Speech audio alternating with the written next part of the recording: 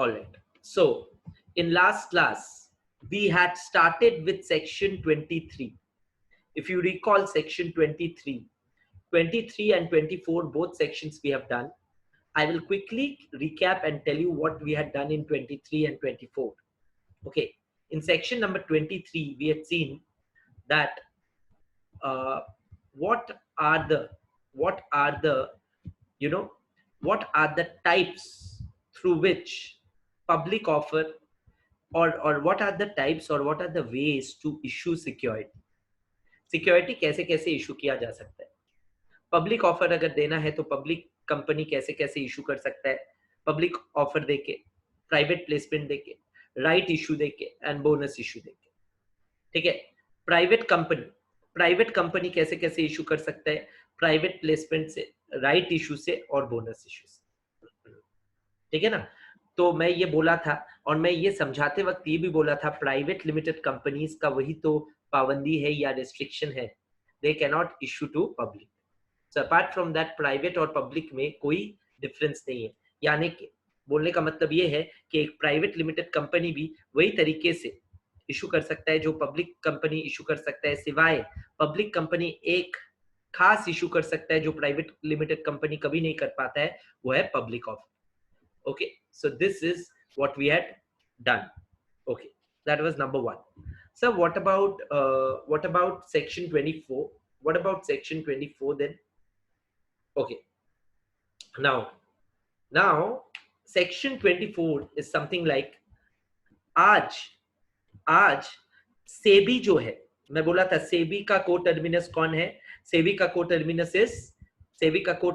Is SEC, Securities Exchange Commission. So SEBI is the watchdog of the, SEBI is the watchdog of the Indian market. Okay, and SEBI is the watchdog of the Indian market. Just a moment, voice is not clear, I believe. Is the voice clear now? Is the voice clear? Or yeah, fine, thank you. So yeah, I got it. Okay, so I was saying that SEBI and SEC are co-terminus bodies. इसका मतलब ये है कि SEBI और SEC एक plate में है. SEC और SEBI ऐसा बॉडीज ग्लोबली जितना देश में है अपना अपना, उन लोग का मूल जो उद्देश्य होता है वो ये होता है कि they act as a watchdog of the financial markets. They act as a watchdog of the financial markets, just like RBI is a watchdog of the banking system in the nation, the central bank. SEBI has the authority to, look after the interest of the investors of the country. Okay, all the listed companies which raises capital from the capital markets, SEBI looks after it. SEBI has its own statute, SEBI has its own rules and things. Okay. So now sir ये जो सेबी है, सेबी का section 24 के साथ क्या ताल्लुकात है. मैं बोला था सेक्शन 24 कंपनीज एक्ट सेबी को खास पावर दे रहा है in regard to listed entities. SEBI का जो भी पावर दिया जाता है लिस्टेड एंटिटीज, बिकॉज एंटिटीज या कंपनीज कुड बी लिस्टेड और unlisted. So for all listed companies SEBI is the authority to look after their issue of to look after two things. One is I said two things. One is issue and transfer of securities and दूसरा था non payment of dividend. Dividend हम लोग पढ़ेंगे, dividend का अलग chapter है, chapter 8 section 123 से लेके section 127 of the companies act talks about payment of dividend. So there we will once again relate to it.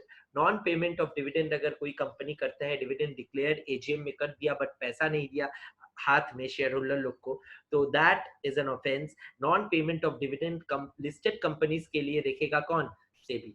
या फिर companies intending to get listed, मतलब सेबी के साथ दरखास्त करके रखा है मैं लिस्ट कराना चाहता हूं, उन लोग का बिहेवियर भी कौन नोट करता है, SEBI. Okay, so in any other case who is the authority, central government. So we will start from here. We are done till here. We have seen the definition of prospectus. We were doing this chapter 3, very important chapter.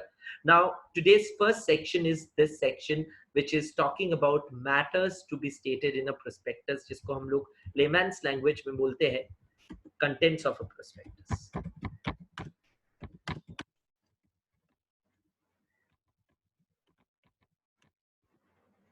Contents of a prospectus.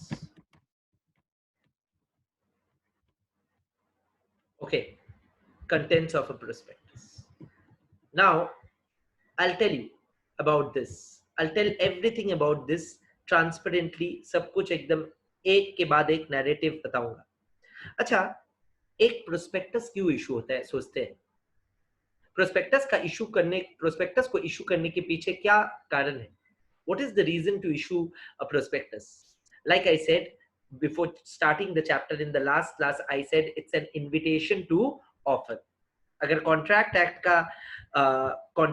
का बात सोचो तो it's like an invitation to offer, यानी कि you're inviting offer from public. How? By issuing a document which is the prospectus, which will contain all the necessary information. Sir, is it like advertisement? Yes, in the definition advertisement word is also used, if you recall section 2 subsection 70. Okay, so a lot of people get confused. नहीं, ये advertisement नहीं है, prospectus भी advertisement जैसा ही है. But of course, मैं start ही किया था इस चैप्टर को, पहला क्लास जो वीडियो में देखे थे, मिस स्टेटमेंट्स इन प्रोस्पेक्टस, यानी कि एडवर्टाइजमेंट में गलत कुछ तुम नहीं लिख पाओगे. तो they have written and they have made stringent law for misstatement in prospectus. Sir, तो प्रोस्पेक्टस का काम क्या है? लोगों के पास इंफॉर्मेशन पहुंचाना about the issue of shares और securities of a company. Yes, ये जो लोग है, पब्लिक है, जिन लोग से पैसा उठाने का कोशिश कर रहे company by issuing securities. Before issuing the security, the types of securities, the amount to be raised, the amount को कैसे इस्तेमाल करेगा, ये सारा चीज आपका कहां पे लिखा है? प्रोस्पेक्टस. ये सारा चीज प्रोस्पेक्टस में लिखा है. यानी कि प्रोस्पेक्टस कह देगा कि कहां पे आप क्यों, कब, किस लिए पैसा उठाने का कोशिश कर रहे हो, कितना पैसा उठाने का कोशिश कर रहे हो, और वो पैसे का एंड यूज क्या होगा. ये अगर साफ साफ लिखा रहे तो इन्वेस्टर को पढ़ने में मजा लगेगा और इन्वेस्टर समझ पाएगा कि उसका पैसा कैसे इस्तेमाल होगा.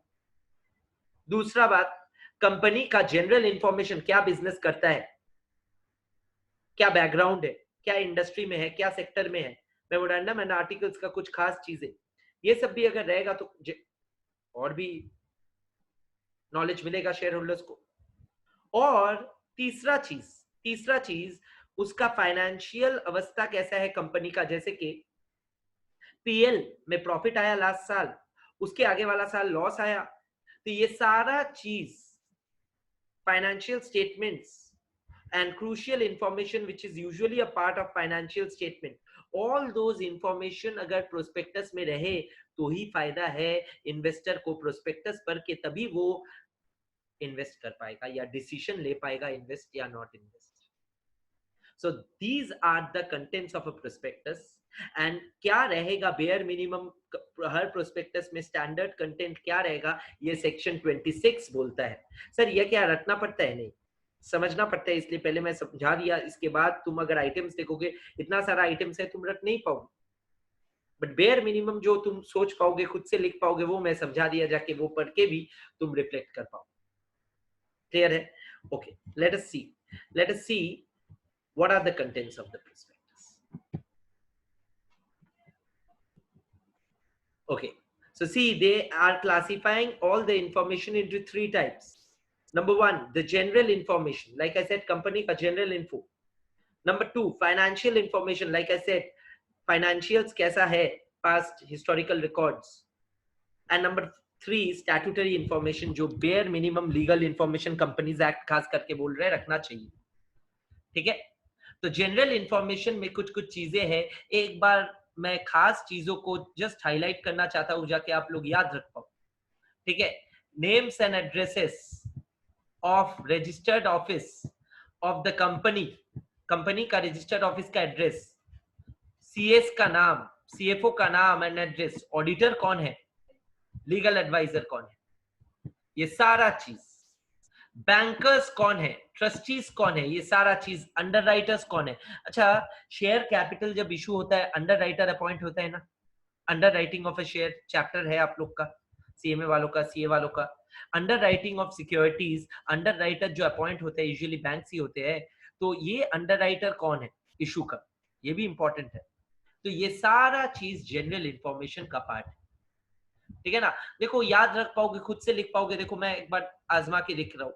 मेरे को क्या चाहिए, नाम एंड एड्रेस किसका, ऑफिस का, रजिस्टर्स ऑफिस का नेम एड्रेस एंड सीएफओ का, सीएस का नाम, ऑडिटर का नाम, बैंकर का नाम, ट्रस्टी का नाम एंड किसका, अंडरराइटर का नाम, ठीक है। सो नेम्स एंड एड्रेसेस,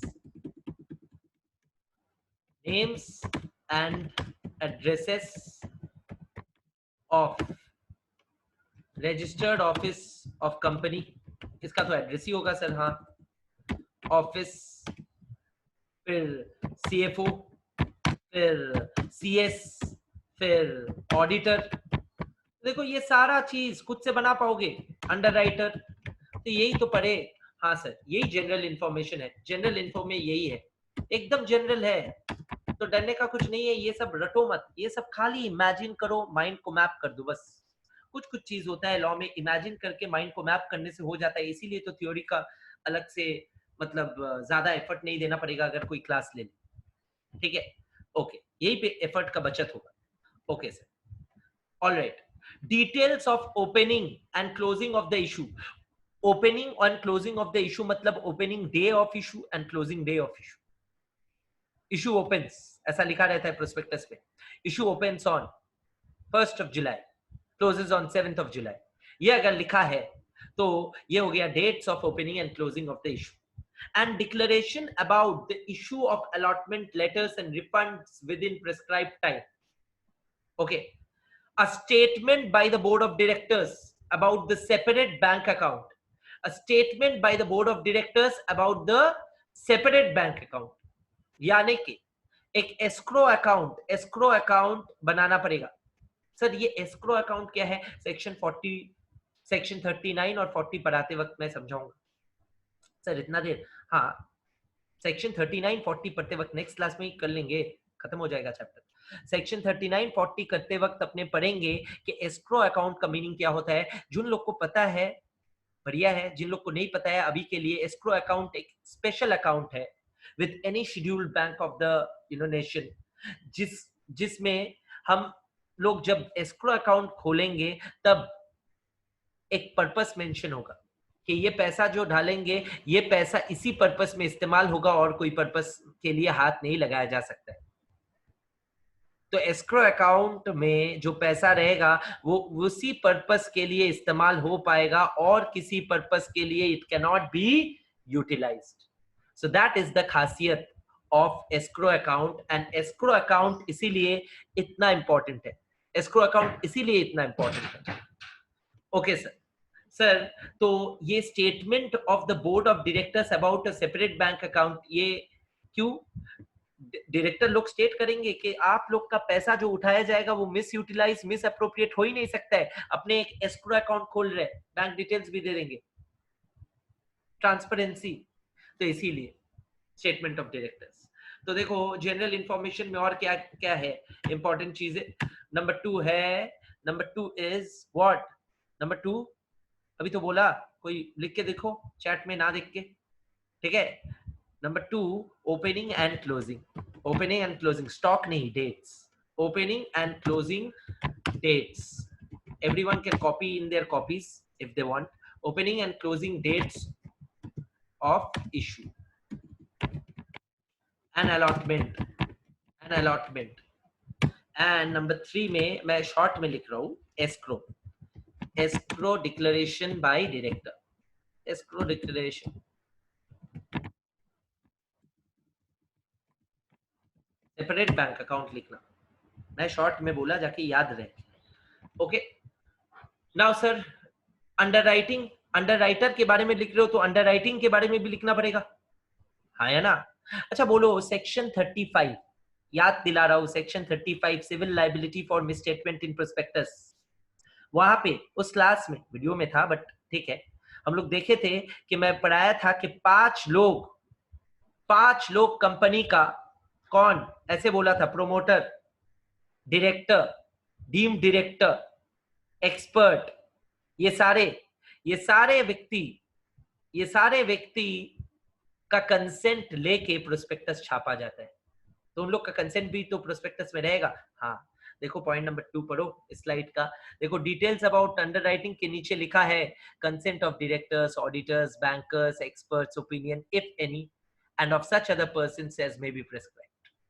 तो को रिलेट करो दोनों प्रोविजन को तो मजा आएगा। क्या पढ़े थे, क्या पढ़ रहे हो, एप्लीकेशन समझ में आएगा। रियल लाइफ का एक प्रोस्पेक्टस दिखाएंगे सर? हाँ दिखाऊंगा, दूंगा ग्रुप में, प्रैक्टिकल टच लाने के लिए क्लास के बाद दे दूंगा, ग्रुप में शेयर करूंगा। Okay don't worry. So the idea is sir, ये जो कंसेंट ऑफ डायरेक्टर्स है, ये कंसेंट ऑफ डायरेक्टर्स भी प्रोस्पेक्टस का पार्ट है। हाँ ऑफ कोर्स, कहां रहेगा, ठीक है। The authority for issue and other details, ये सारा चीज प्रोस्पेक्टस में रहेगा। मैं जनरली कर दिया सर। फाइनेंशियल एंड वो फाइनेंशियल का जो चीज है वो मैं तो बोल दिया, सबसे आसान है statement of PL, statement of financial position, यानी कि PL and balance sheet last 5 years का, ये सारा चीज लिखा हुआ है सेक्शन 26 में। आता नहीं है डायरेक्ट क्वेश्चन तो मैं कवर करा दी। Okay sir, all right. Now sir अभी नेक्स्ट टॉपिक क्या है? नेक्स्ट टॉपिक जो है देखो contravention, penal provision. Company law में मैं पहला दिन से चैप्टर 7 से जब स्टार्ट किया था मैं बोलते आ रहा हूं, कुछ सेक्शन में उस सेक्शन का कॉन्ट्रावेंशन का पनिशमेंट उसी सेक्शन में लिखा रहता है और कुछ सेक्शन में कॉन्ट्रावेंशन का पनिशमेंट लिखा नहीं रहता है। जिस सेक्शंस में कॉन्ट्रावेंशन का पनिशमेंट नहीं लिखा रहता है उसका कॉन्ट्रावेंशन एक जनरल पेनल प्रोविजन में आ जाता है, और कुछ कुछ सेक्शन होते हैं जिसमें कॉन्ट्रावेंशन करो तो क्या सजा मिलेगा उसी सेक्शन में लिखा रहता है। तो सेक्शन 26 भी वैसा सेक्शन है जिसमें कॉन्ट्रावेंशन का सजा सेक्शन 26 में ही लिखित है। ठीक है, मजा आ जाएगा लॉ को ऐसे पढ़ते हुए, तो समझ में आएगा। तो section 26 says states that contravention of this section will lead to a fine on the company as well as every other director। नहीं, यहाँ पे क्या दिया है, any person knowingly a party, it could be a non director also, an auditor। अगर मैं auditor बन के मैं knowingly परमिट किया और मैं पार्टी बना for the issue of a prospectus, in that case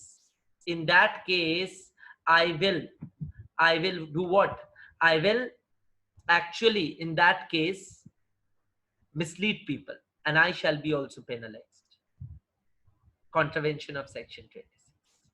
okay, imprisonment up to 3 years है, बहुत सजा बढ़ा दिया पूरा कंपनीज एक्ट में। जो स्ट्रिंजेंसी है, stringency has gone up like anything. Fine 50,000 से 3 लाख, सेम फाइन जो कंपनी को लग रहा है, इजी है, और कभी कभार दोनों लग सकता है, यानी कि both fine and imprisonment. Okay sir. Sir prospectus को लेके और क्या ज्ञान है सेक्शन 26 में, कवर करते हैं, 2 मिनट लगेगा। और ज्ञान में पहला वाला लाइन जो बोल रहे ये भी पढ़ो मत, ये एक बार रिलेट करते हैं। मैं सेक्शन 35 यानी कि civil liability on misstatement of prospectus में ये भी बोला था, मैं तुम लोग को तरीका समझाया था कि प्रोस्पेक्टस जब हम लोग बनाते हैं, प्रोस्पेक्टस सर्कुलेट करने से पहले बना लिए बट सर्कुलेट नहीं किए, सर्कुलेट पब्लिक को करना इज लाइक शेयरिंग इंफॉर्मेशन। तो सर्कुलेशन के पहले हम लोग सेबी का अप्रूवल लेते हैं, आरओसी का अप्रूवल लेते हैं, दोनों का। यानी कि आरओसी को पहले देखते हैं, तो देखो पहला लाइन वही बोल रहा है, prospectus to be registered with ROC within 90 days before या आफ्टर, बिफोर मैं बोला पहले, before the issue, and this fact should be stated in the prospectus के ये आरओसी को 90 दिन पहले हम लोग रजिस्टर करा चुके हैं। Must be accompanied, must be very important, must compulsion है। तो ये 2 चीज इसलिए हाईलाइट होना चाहिए, मैं इसको हाईलाइट किया नहीं तो अभी कर दे रहा हूं, must be accompanied by the consent in writing, by the consent in writing of all the persons in the prospectus. सारा persons in the prospectus का राइटिंग में कंसेंट रहना चाहिए. Okay, experts opinion could only be included if supported by his consent. यानी कि मैं अगर expert हूं, मैं अगर कुछ ओपिनियन दिया, प्रोस्पेक्टस में आप छापना चाहते हो तो प्रोस्पेक्टस में छापो, बट मेरा कंसेंट लेके और रिटन कंसेंट उसके साथ रहना चाहिए कि whereby you will read my opinion as well as my consent as the expert to publish such opinion with this prospectus. Failing which punishment वही हो जाएगा. Okay, so देखो, expert's opinion could only be included if supported by his consent for such inclusion. And that consent, अगर हो सकता है मैं consent दे दिया आज, कौन सा तारीख, 11 मई, और 15 मई को सर्कुलेशन का काफी पहले मैं क्या कर दिया, विड्रॉ कर दिया कंसेंट, और कंपनी चाप गया. ये भी मैं बोला था, वही सेक्शन 35 में एक्सपर्ट का फिर सजा नहीं होगा. एक्सपर्ट दिखा देगा, देखो मैं विड्रॉ कर लिया कंसेंट, और कंसेंट विड्रॉवल का एक्सपर्ट को क्या करना पड़ेगा, पब्लिक नोटिस और रजिस्ट्रार को बताना पड़ेगा. ठीक है ना. And that consent is not withdrawn before delivering the prospectus to ROC for registration. तब जाके तुम छाप पाओगे. अगर मैं आरओसी को पहले ही दे दिया विड्रॉ कंसेंट, तब आरओसी तुमको बोल देगा ये तो गलत बात है. ठीक है ना. एज पर सेक्शन 238 एक्सपर्ट कौन कौन है ये मैं तब नहीं बोला था, तब खाली मुंह से बोला था एक्सपर्ट कौन कौन हो सकता है, सीए, सीएस, सीएमए और एनी अदर पर्सन. और देखो ये लिखा है सेक्शन 238 में, engineer, valuer, CA, CS, CMA और any other person who has the power or authority to issue a certificate in pursuance of any law for the time being in force. Okay, so this is the idea of prospectus. Okay sir, all right, let's come to the next point.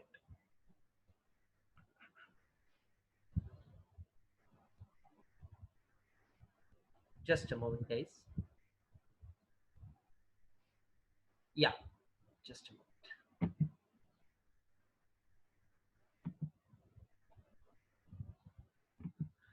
Okay, now मैं एक बार chapter को summarise करके आज क्या क्या पढ़ने वाले हैं, कैसे पढ़ने वाले हैं, थोड़ा बता दूं, थोड़ा सा 2 मिनट. ओके, हर रोज वो करते थे प्लानिंग तो और इजी लगता है, दिशा मिल जाता है. We started with revision section 23-24. Chapter में कितना सेक्शन है, सेक्शन 23 से 42. सर ये ऊपर कर चुके हो आप? हाँ, ऊपर कर चुका हूँ यहाँ पे. तो देखो आज अपने ये करेंगे, ये रेड वाला पोर्शन. सर लास्ट दिन भी वही कर रहे थे. हाँ, ये ग्रीन में जो मैं शेड किया यही मैं कर रहा हूँ सर. तो ये जो कर रहा हूँ, ये मैं जो कर रहा हूँ, इसमें क्या क्या सेक्शन है वो भी थोड़ा डिस्कस कर दीजिए. हाँ, वही मैं नीचे अभी डिस्कस करूंगा, डोंट वरी. तो पूरा चैप्टर मैं नहीं बोल रहा हूँ, पूरा चैप्टर में जो पोर्शन आज का है उसमें क्या क्या डिस्कस करेंगे वही बोल रहा हूँ. उसमें सेक्शन 23, 4 एंड 26 हो गया है ना. डन. तो जो डन है मैं येलो करता हूं, तो येलो कर दे रहा हूं. अभी बाकी है, कैसे पढ़ेंगे मैं बता रहा हूं. सेक्शन 29, 30 ये सब अभी एक साथ पढ़ेंगे. 29, 30 सर. एंड बाकी जो 27, हाँ 27 बाद में आ रहा हूँ. 29, 30 पढ़ने के बाद बाकी जो सेक्शन है वो लिखिए. पहले 25 लिखा, 28 लिखा, 27 नहीं लिख रहे हो सर? नहीं, काम है. फिर 31 लिखा, 32 लिखा एंड 33 लिखा. सर तो ये सेक्शन है. हाँ, और इसके साथ 27 जोड़ दिया. ये तो बाकी रहा, 3 हो गया. तो इसमें ये जो है ना, ये थोड़ा देर में करेंगे. टाइप्स ऑफ प्रोस्पेक्टस, ये है टाइप्स ऑफ प्रोस्पेक्टस. प्रोस्पेक्टस कितना तरह का हो सकता है. So section 25, 28, 31, 32, 33 are various types of prospectus which we will cover today. and before covering that we will cover these 3 isolated sections. समझ में आ रहे हैं ना? ओके, तो सर चलिए कंप्लीट करते हैं. हाँ, कंप्लीट करते हैं. तो पहले हम लोग क्या किए? 23, 4, 6. 23 was issue of share capital, 24 was power of SEBI, and 26 was contents of prospectus. हर एक सेक्शन को एकदम टिप ऑफ द टंग में रखो. Okay, alright. सेक्शन 29, 30, 27 अभी देखेंगे. और ये क्या है सर? Types of prospectus 25, 8, 31, 32, 33. किसी को याद होगा सेक्शन 2 सबसेक्शन 70 प्रोस्पेक्टस का डेफिनेशन में सेक्शन 31 एंड 32 का जिक्र था. 32 was red herring prospectus and 31 was shelf prospectus. ठीक है, तो यही है अपना content. Okay sir, alright. Marching on, going forward, let us see section 29. Section 29 बताने से पहले मैं चैप्टर 7 में आप लोग को एक चीज बताया था, उसका एक छोटा सा रिकैप कराना चाहता हूं. उसके बाद ये और अच्छे से समझ में आए, और अच्छे से समझ में आए. अच्छा बोलो, जितना भी कंपनीज जो पब्लिक लिमिटेड कंपनीज है, जो खास करके लिस्टेड है, आजकल लिस्टेड कंपनी का शेयर्स आप खरीदने के लिए क्या कभी भी आप फिजिकल शेयर्स का लेन देन करते हो, या सारा शेयर्स डीमेटीरियलाइज्ड फॉर्म में रहता है? डीमेटीरियलाइज्ड फॉर्म में रहता है, जिसका शॉर्ट फॉर्म है डीमैट, जिसको हम लोग क्या बोलते हैं? डीमैट. डीमैट अकाउंट खोला जाता है और डिपॉजिटरी पार्टिसिपेंट्स, जो कि देश में 2 है, CDSL, NSDL. ये CDSL और NSDL जो है डिपॉजिटरी पार्टिसिपेंट्स, ये लोग डिपॉजिटरीज एक्ट के तहत फॉर्म हुआ था 96 में. साल 1996 में डिपॉजिटरीज एक्ट, यहाँ पे जिक्र है पहला पॉइंट में, डिपॉजिटरीज एक्ट के साथ साल डिपॉजिटरीज को क्रिएट किया गया. ये डिपॉजिटरीज में कंपनी अपना फिजिकल शेयर्स देगा और उसके खिलाफ डीमैटेरियलाइज्ड फॉर्म में ये शेयर्स का अकाउंटिंग और मेंटेनेंस और हिसाब रखेगा कौन? डिपॉजिटरी. यही है. यानी कि रिलायंस कल अगर 1 लाख शेयर्स इशू करना चाहता है फेसबुक को, फेसबुक खरीदेगा ना, तो ये रिलायंस जो शेयर्स है ये फिजिकल सिक्योरिटीज डिपॉजिटरीज को देगा. डिपॉजिटरीज उसके खिलाफ इसको डीमैट फॉर्म में हिसाब करेगा. डीमैट फॉर्म तो कोई एग्जिस्ट नहीं करेगा ना, आपका अकाउंट में लिखा रहेगा कि you are holder of an number of shares. Okay, तो अभी सेक्शन 29 क्या बोल रहे हैं? मैं डीमैट फॉर्म क्या होता है थोड़ा बैकग्राउंड दिया, हल्का सा रिवाइज कराया, इतना गहरा नहीं गया. ये चैप्टर 7 में अच्छे से एक जगह में किया था. Public offer of securities to be in dematerialised form. Section 29 बोल रहे हैं कि पब्लिक ऑफर जब भी करेंगे, प्राइवेट प्लेसमेंट और राइट ऑफर, बोनस ऑफर का बात नहीं बोला. पब्लिक को जब ऑफर करेंगे, बाहर वालों को, जनरल पब्लिक को, पब्लिक कंपनी कर पाएगा. सिक्योरिटीज जब ऑफर होगा तब कौन सा फॉर्म में होगा? सेक्शन 29 कंपनीज एक्ट अभी मैंडेटरी कर दिया कि डीमैट फॉर्म में ही. सेक्शन 29 सबसेक्शन 1 स्टेट्स, देखो वंस अगेन क्या लैंग्वेज है, every company making public offer. Every company not making public offer नहीं, every company is making public offer मतलब public company making public offer shall issue securities only in DMAT. And compliance किसका होगा? Demat के लिए demat depositories act है 96 का. अभी एकदम शांत लग रहा है. Okay sir, any company other than a company mentioned in subsection 1, मतलब every company not making public offer may convert its securities into DMAT. उन लोग के लिए कंपलसरी नहीं है बट ऑप्शनल है. तो पॉइंट 1 बोल रहे हैं कंपलसरी है, every company making public offer shall issue in dematerialized form.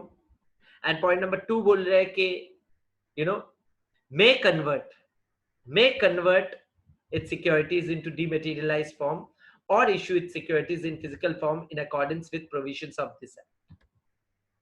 Okay, so this is the idea. मतलब बाकी कंपनीज के लिए ऑप्शनल है।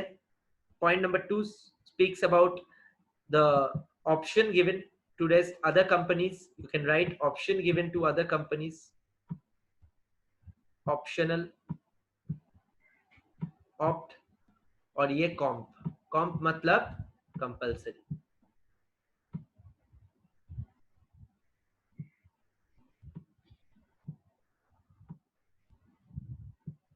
क्लियर है?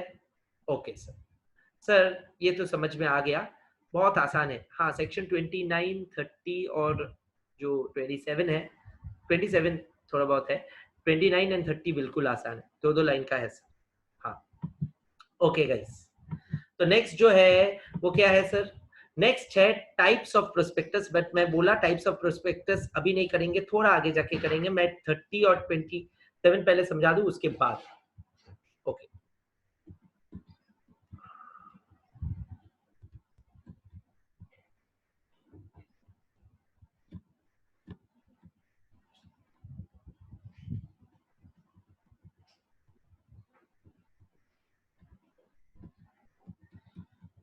Okay, just one heads up, जो सेक्शन 30 एंड 27 है, it is not, I have removed it from this presentation because नवंबर 2019 में वो हटा दिया गया था सिलेबस। नवंबर 29 से वो सिलेबस से हटा दिया गया था। Those sections were not a part of it. There's a notification in institute's website. Some of the sections were removed, जिन लोग को पता है इसके बारे में बता दे रहा हूँ ये हिस्ट्री। तो उसमें से सेक्शन 30 था और कुछ सेक्शन था, 27 था, इनफैक्ट 33 भी उसका पार्ट था। बट मैं पढ़ा दिया था, बट पढ़ा के फिर स्लाइड से हटा दिया था। तो इस बार मैं हर चीज स्टूडेंट लोग को नॉलेज दे देता हूँ, तो तुम लोग को बुक से मैं दिखा देता हूँ। Section 30 is very easy. अब ये मत सोचना कि सर सिलेबस में है नहीं, आप क्यों पढ़ा रहे हो।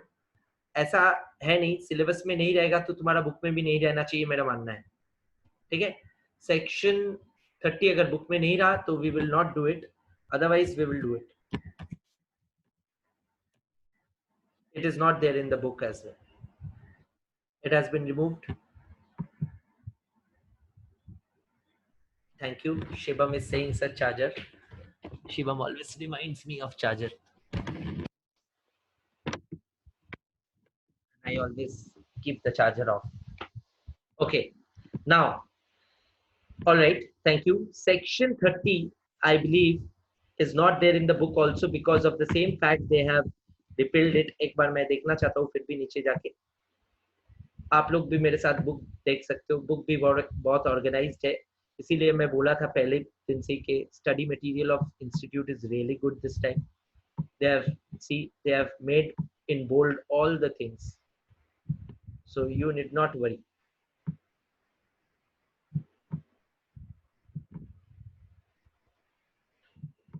I just want to see one thing, section 30 दिया कि नहीं।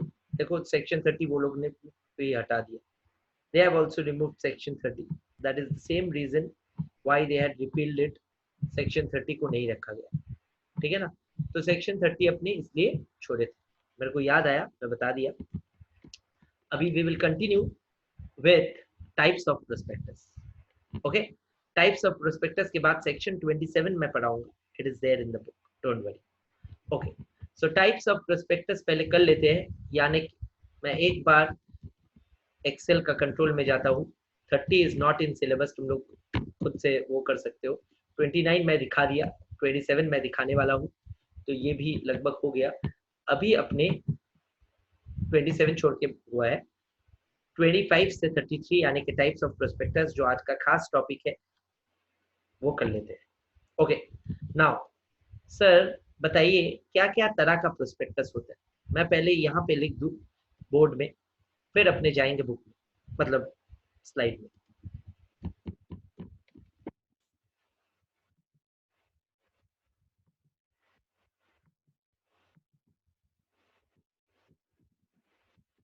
Section 25 and 28 are to be done together. एक साथ मैं समझाऊंगा, वही लेके स्टार्ट करेंगे। क्या है वो सर? ये दोनों सेक्शन बोलता है offer to sell and deemed prospectus and deemed prospectus. Sir क्या कॉन्सेप्ट है मैं बताऊंगा दोनों में. Offer to sell and deemed prospectus का कॉन्सेप्ट है इन दोनों में. Okay sir. Sir section 20 31 32 33 section 31 is talking about shelf prospectus.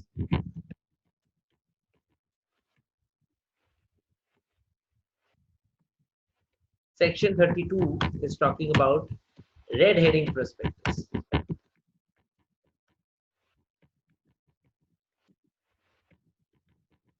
And lastly, section but not least, section 33 is talking about abridged prospectus. Okay. So let us think. हम लोग सोचते हैं क्या है ये ऑफर टू सेल और डीम्ड प्रोस्पेक्टस. ये है क्या? देखिए मैं ये पहला चीज पढ़ाऊंगा तो मैं पहले समझा दूंगा, फिर बुक से जाके देखेंगे स्लाइड से जो देखना है, फिर अपने एक एक करके सब व्हाइट बोर्ड पे स्लाइड ऐसे करके समझेंगे. तो पहला वाला जो है टाइप ऑफ प्रोस्पेक्टस में ऑफर टू सेल या डीम्ड प्रोस्पेक्टस, सेक्शन 25 एंड 28 एक साथ ही दोनों का थॉट ऑलमोस्ट सेम है. ये बोलता है कि अगर एक कंपनी अगर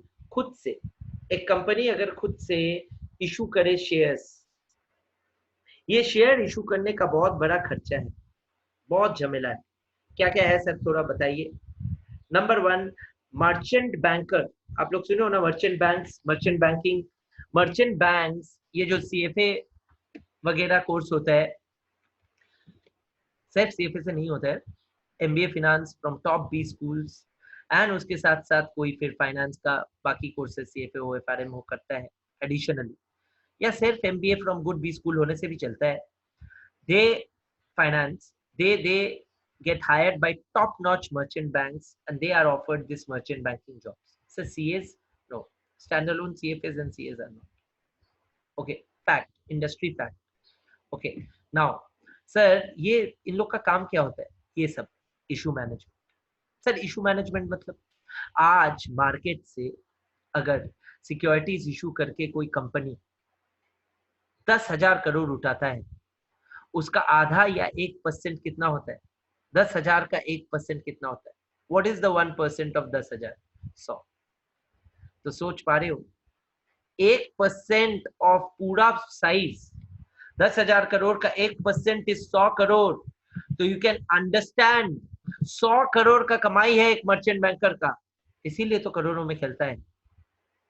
मैं रियल लाइफ फैक्ट्स अभी दे रहा हूं तो समझ में आ रहा है. ये जो सुनते हो सर क्या करता है ये लोग, कुछ नहीं, ये इशू मैनेजमेंट का ही काम करता है. अंडरराइटिंग से लेके ये से लेके वो से लेके सारा चीज मैनेजमेंट. कितना पैसा आएगा, कहाँ से आएगा, प्रोजेक्ट फाइनेंस, प्रोजेक्ट कॉस्टिंग, बेचना पड़ता है. सर क्या क्या बेचता है? बहुत कुछ बेचता है, जब तुम सोच नहीं पाओगे क्या क्या बेच पाता है. सो द आइडिया इज ये सारा चीज वर्कआउट करके सारा चीज इशू का ये जो लफड़ा है, इसमें flotation cost is nothing but the cost of issuing such shares. इसमें फ्लोटेशन कॉस्ट एक कंपनी का रफली आ जाता है 4 से 5% मिनिमम, कभी कभार 10% भी लग सकता है. तो सोचो आज 10,000 करोड़ उठाने के लिए अगर 1,000 करोड़ चला गया तो क्या हेवी एक्सपेंडिचर हो गया ना इन अ वे. क्योंकि ये पैसा तो कंपनी का क्या है, कंपनी को तो मिल ही रहा है किसी से और देना ही पड़ेगा, जितना एसेट उतना लायबिलिटी. तो 10,000 करोड़ आया, सॉरी 9,000 करोड़ आया घर में और 10,000 करोड़ का लायबिलिटी पैदा हुआ, तो मिसमैच पहले दिन ही हो गया ना. कभी सोचे हो? तो इसीलिए मैं अकाउंट्स के साथ समझाऊंगा और फाइनेंस के साथ, तब प्रैक्टिकली समझोगे लॉ. इसीलिए बोला गया है कुछ कंपनीज चालाकी करते हैं, कुछ कंपनीज डायरेक्टली प्राइमरी मार्केट या पब्लिक को इशू नहीं करते हैं, क्योंकि पब्लिक को इशू करने में ये सब फ्लोटेशन कॉस्ट बहुत हो जाता है. मर्चेंट बैंकर ये वो है ना तेना अंडरराइटर, ठीक है, तो उन लोग को डर लगता है, बोलता है 1,000 करोड़ या 10% फ्लोटेशन कॉस्ट क्यों अननेसेसरी बेयर कर. 10,000 का लाइबिलिटी के खिलाफ सिर्फ 9,000 मिलेगा, 1,000 करोड़ फ्लोटेशन कॉस्ट में उड़ जाएगा, क्यों कर. समझ में आ रहा है मेरा बात? तो दोस companies who are risk averse and who don't want to spend a single money on their flotation cost, not a single penny on their flotation cost, those companies they will opt for they will opt for an alternative जिसमें flotation cost बच पाए।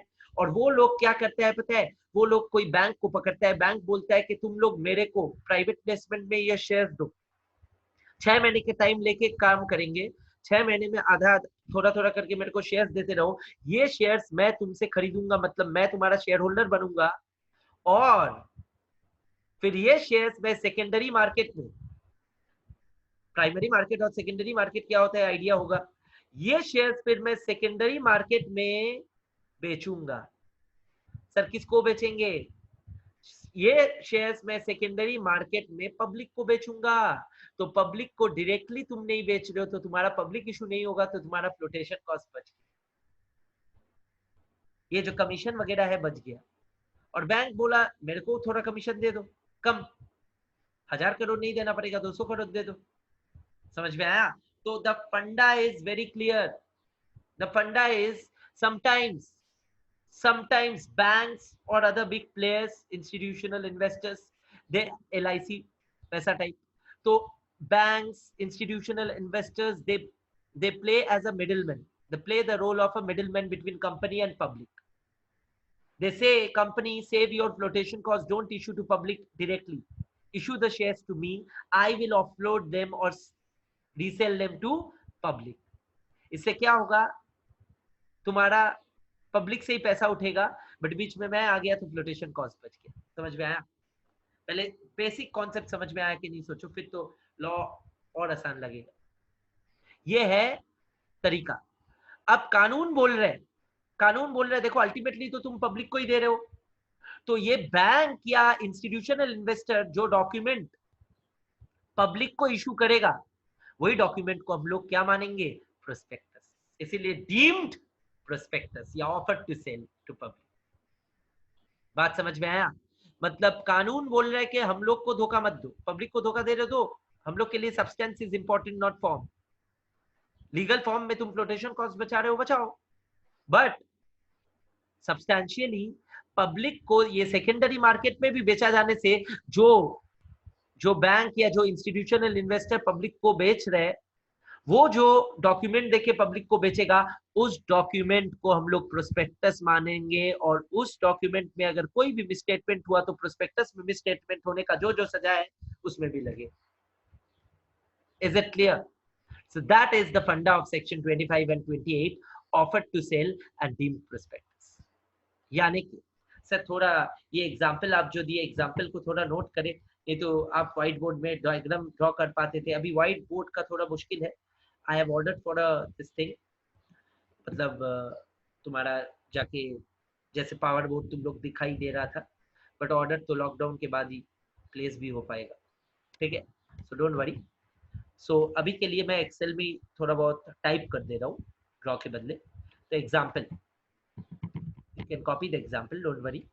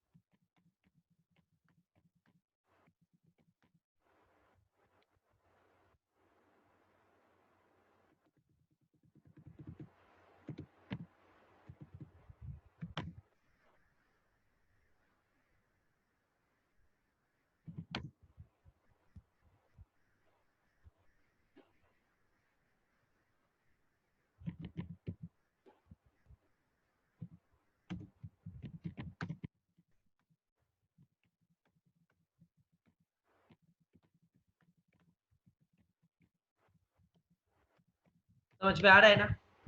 तो this is the फंडा, this is the फंडा of what I tried to explain in a few words. Instead of diagram, मैं words का सहारा लिया क्योंकि diagram करना अभी थोड़ा difficult है. Okay? और तेरा मेरा diagram है. Clear है? समझ में आया? Company, public, bank. You can do it. Company, I'm not drawing. Company to bank या intermediary to public. यानी कि public किसको देगा मनी? पब्लिक मनी देगा इंटरमीडियरी को, फिर इंटरमीडियरी देगा कंपनी को, कंपनी शेयर्स देगा इंटरमीडियरी को, इंटरमीडियरी देगा पब्लिक को.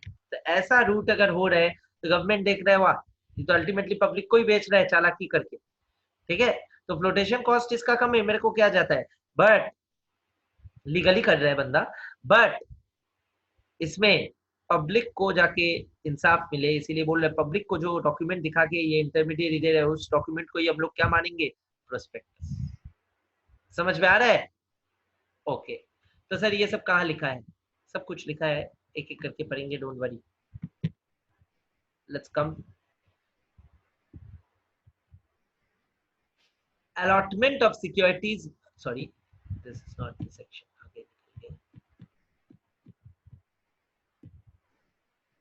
ओके, सेक्शन 30 मेरा स्लाइड में था, section 2730. Anyway,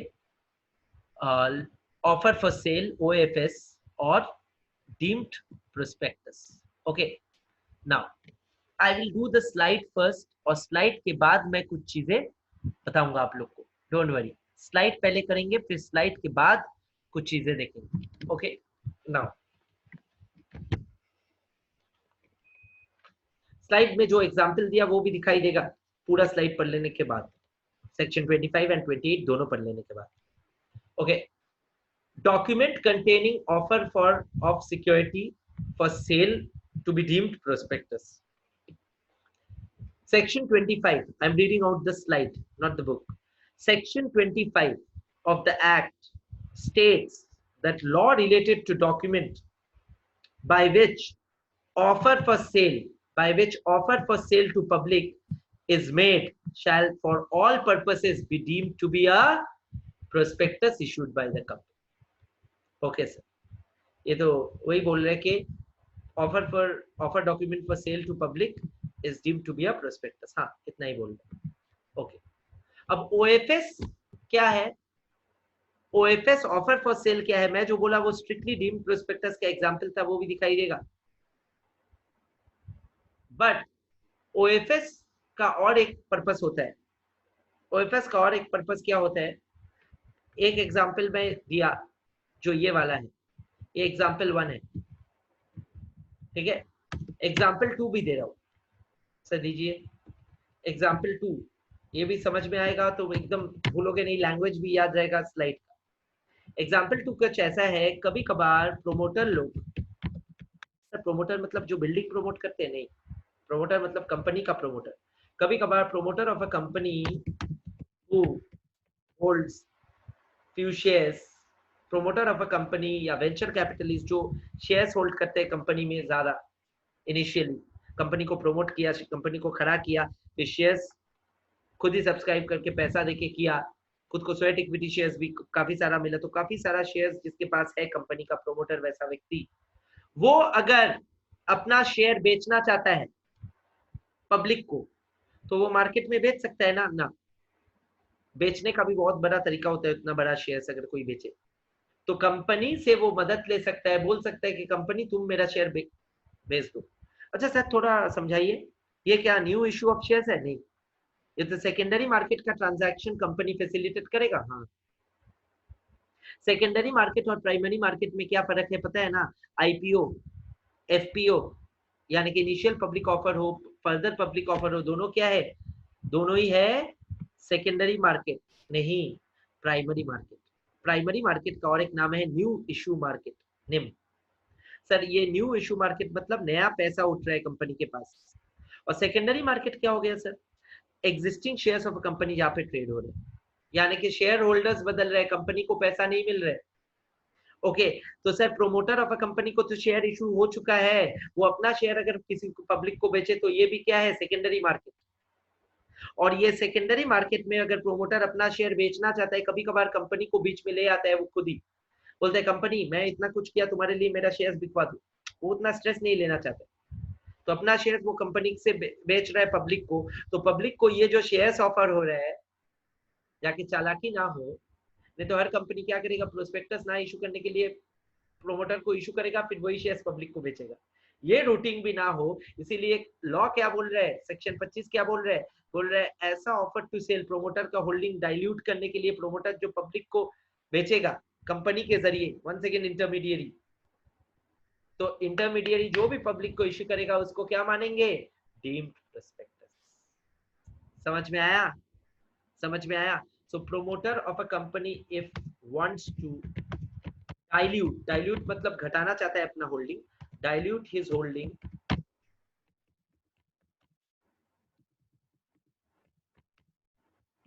may sell, sorry,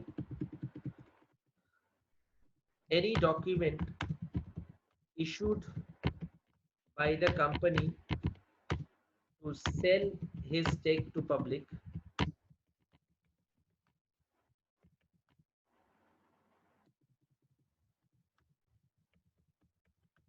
shall be deemed to be a prospectus।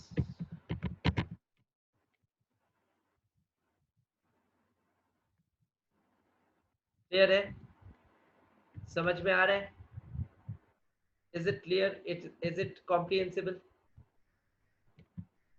Okay sir ये लैंग्वेज कहाँ पे है, अभी देखो किसी को कॉपी करना है कर लो, don't worry.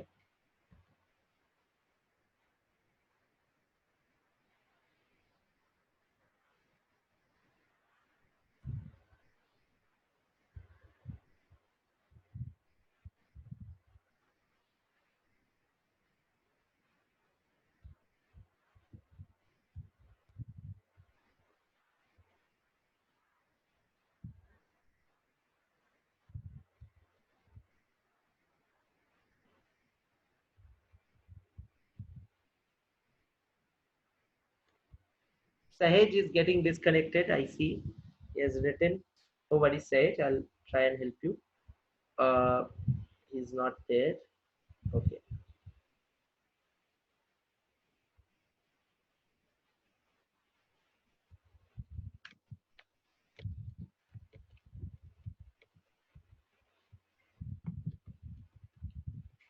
I guess all have copied या जिसको, okay, all right। सर थोड़ा पढ़ के सुनाइए, अभी अभी कंफर्टेबल लगता है कि नहीं देखते। OFS ऑफर फॉर सेल का शॉर्ट फॉर्म है।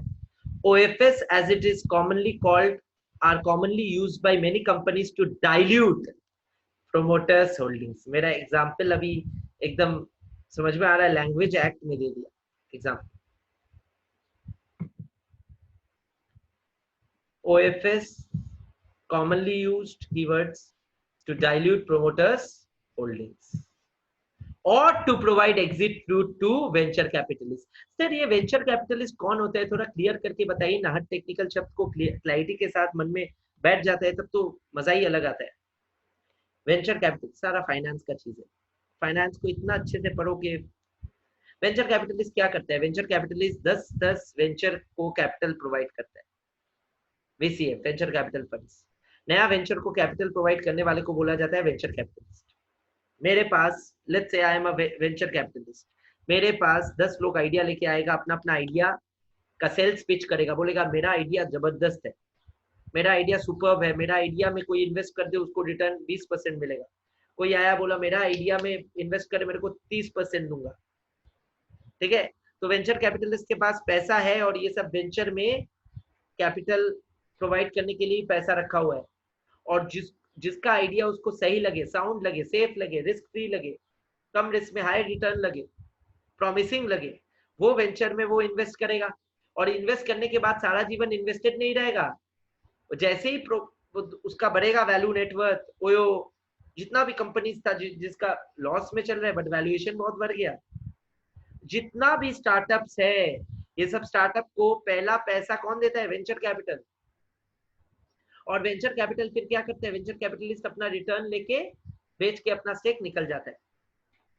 भले ही ओयो अभी लॉस में चल रहा है, पता है ना, बट ओयो, उबर, ओला, जितना भी स्टार्टअप्स ये सब सुनते हो, ये सारा इनिशियली तो लॉस में ही चलेगा, बट ये सारा आइडियाज इतना मेहनत है और इतना सक्सेसफुल बिजनेस मॉडल्स है कि सब लोग इसमें, पता है कि इसका वैल्यूएशन बढ़ते जा रहा है, बिजनेस वैल्यूएशन। तो वैल्यूएशन मतलब क्या? Share, market price of share, तो वही है। तो वेंचर कैपिटलिस्ट क्या सारा जीवन रहेगा या एग्जिट करेगा? एग्जिट। तो वो जब एग्जिट करेगा, अपना शेयर जब बेचेगा पब्लिक को, तब कंपनी के जरिए जब बेचने जाएगा, कंपनी पब्लिक को जब कुछ ऑफर फॉर सेल देगा, वो ऑफर फॉर सेल को गवर्नमेंट बोल रहे हैं सेक्शन 25 और 28 के तहत क्या है? Deemed prospectus. बात समझ में आया? तो sir it is different from IPO. देखो मैं आईपीओ एफपीओ का बात भी बोला एग्जांपल में। It is different from IPO or FPO in the sense that under OFS securities are offloaded by earlier allottees, जिन लोग को ऑलरेडी अलॉट कर दिए, तो IPO FPO नहीं हो रहे। या earlier allottees नया शेयर होल्डर्स को बेच रहे। earlier allottees through issuer company instead of directly by the issuer company. In OFS there is no change in balance sheet of the company. Company का balance sheet में कोई बदलाव नहीं आएगा। इशूड शेयर ऑफ कैपिटल उतना ही है, उतना ही था, उतना ही रह रहे, as no new capital comes to picture. Clear है? Okay sir. सर अभी थोड़ा नेक्स्ट उसमें जाइए। हाँ चल, ओके। डीम्ड प्रोस्पेक्टस, ये मैं बोल दिया। इसमें दो नया कंडीशंस जो मैं एग्जांपल में नहीं दिखाया, ड्रॉ नहीं कर पाया, वो दिखाऊंगा through the slide only, we will learn, don't worry. Securities offered for sale to public for the purposes of this act, it shall, unless contrary is proved, be evidence that an allotment of or an agreement to allot securities was made with a view to securities being offered for sale to public. एक company अगर कभी securities issue किया with the hope that वो subsequently public को ही cell होगा, जो मैं बोला बैंक को तुम बीच में ला दिए, बैंक को बोले कि फ्लोटेशन कॉस्ट बचाना है, एग्जांपल 1, ये है एग्जांपल 1। तो बोला कैसे पता चलेगा कि कंपनी का इंटेंशन सेल टू पब्लिक ही है? दो कंडीशन फुलफिल होने से। एग्जांपल 1 में 2 कंडीशंस है जो मैं बोला नहीं था, वो मैं बोला कि एग्जांपल में लिखा नहीं, बट स्लाइड से दिखाऊंगा। 2 कंडीशंस, 2 कंडीशंस होने से ये माना जाएगा कि पब्लिक को ही सेल करना कंपनी का इंटेंशन है, ना कि बैंक को। ठीक है? That an offer of securities of any of them for sale to public was made within 6 months after allotment or agreement to allot. यानी कि मैं इंटरमीडियरी को दिया और 6 महीने के अंदर अंदर वो पब्लिक को वो शेयर्स ऑफलोड कर दिया। इसका मतलब इंटेंशन क्या था? पब्लिक को ही बेचना और फ्लोटेशन कॉस्ट बचाना। और दोनों में से एक, 2 कंडीशंस, और that at a date when the offer was made, जिस दिन ऑफर दिया गया उस दिन इंटरमीडियरी मेरे को होल कंसीडरेशन नहीं दिया। मतलब इंटरमीडियरी को तो खरीदना ही नहीं है, वो एक छोटा सा रकम दे दिया और जैसे ही पब्लिक से पैसा उठेगा देते रहेगा। बात समझे? तो ये दोनों में से एक कंडीशन होने से ही समझ में आ गया intention of the company is to sell to public और intermediary public. Okay, so they are saying these 2 conditions are very important. इसमें हाईलाइट करने लायक क्या है sir? Within 6 months after allotment sale to public हो गया, was made within 6 months after allotment, and date or date when offer was made, the whole consideration to be received had not been received. मतलब 600 करोड़ में खाली 200 करोड़ मिला या 300 करोड़ मिला। Clear है? तो this is the meaning of what we have done, section 25 and 28। Sir यही है? हाँ। अब बोला कि सेक्शन 26 का इम्पैक्ट क्या होगा, प्रोस्पेक्टस का कंटेंट्स क्या क्या लिखना पड़ेगा, क्या इम्पैक्ट होगा। बोला it is required a prospectus to state in addition to matters required by that section to be stated in prospectus. जैसे कि ये सब लिखना पड़ेगा, net amount of consideration received और to be received by the company, securities to which offer relates, the persons making the offer were persons named in the prospectus, ये सब। ठीक है? बड़ा बात नहीं है सर। ये सेक्शन 28, हाँ ये सेक्शन 28 भी डीम प्रोस्पेक्टस का ही पार्ट है। इसको एक बार रीडिंग मारिए, अपने आप रीडिंग मारना, इंडिविजुअली हर एक जन मन में, या allowed whatever you like, do it just once. First reading assignment.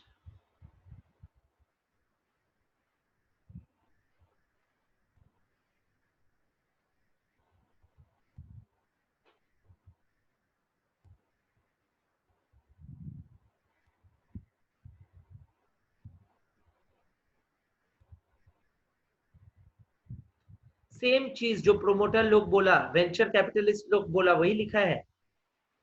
थोड़ा बुद्धि लगा के पढ़ो, समझ में आएगा। Certain members of the company propose in consultation with board. Promoter बोला बोर्ड का कंसल्टेट, बोर्ड में तो वो भी है, डायरेक्टर्स का कंसेंट लेके बोला कि उन लोग का शेयर्स वो लोग पब्लिक में बेचेगा कंपनी के जरिए। सेम चीज। Any document which offer to sell to public is made shall be deemed to prospectus. Number 2 में वही लिखा है। The members, whether individuals or body corporates or both, whose shares are proposed to be offered, shall collectively authorize the company whose shares are offered, number 3 पढ़ रहा हूँ, for sale to public, take all actions in respect of offer of sale। मतलब बोल रहे तुम मेरा manage कर लो, ये तो इशू जैसा ही हो गया। मतलब इतना बड़ा मेरा 10% 5% का स्टेक जब ऑफलोड करूंगा, क्लियर है। तो वही सारा चीज लिखा है सर। 27 और 30 में बाद में आ रहा हूँ मैं। बाकी प्रोस्पेक्टस दिखा दूं। SRNA, shelf prospectus, red herring prospectus and abridged prospectus. Let us quickly see the remaining 3 types of prospectus. So first, deemed या offer to sale, OFS या deemed prospectus समझ में आ गया। So I'm making it yellow, it's done. Now number 2 is shelf prospectus.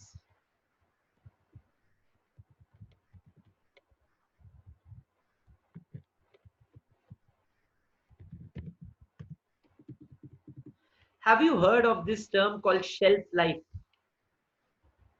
Her product का, FMCG product का एक shelf life होता है, सुनते हो ना। शेल्फ लाइफ मतलब दुकान में शेल्फ होता है, दुकान में शेल्फ में कितना दिन रहता है, that is the shelf life. Okay, वैसे मतलब एक्सपायरी ऐसे भी बोल सकते हो।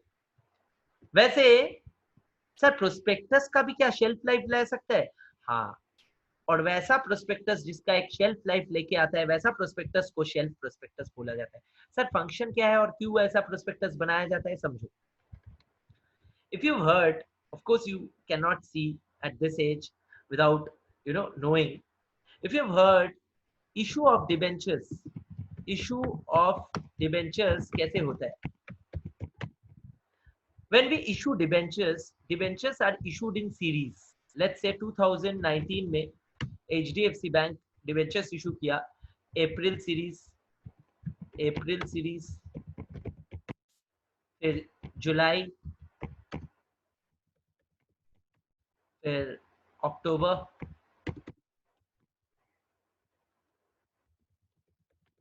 एंड फिर लेट्स से जनवरी या दिसंबर।